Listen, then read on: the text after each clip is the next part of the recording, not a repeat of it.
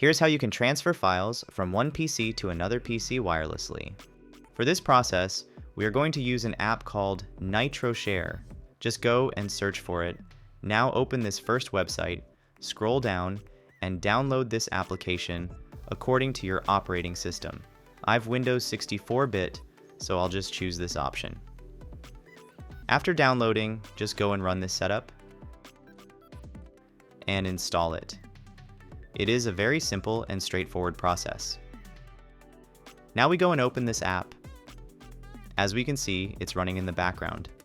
Go and open the app on the other PC and make sure both of these PCs are connected to the same Wi-Fi network. Now let's say I want to transfer this image or any other file. Just right-click on it, go to Show More Options, and choose Send Item with NitroShare option. A pop-up window will open.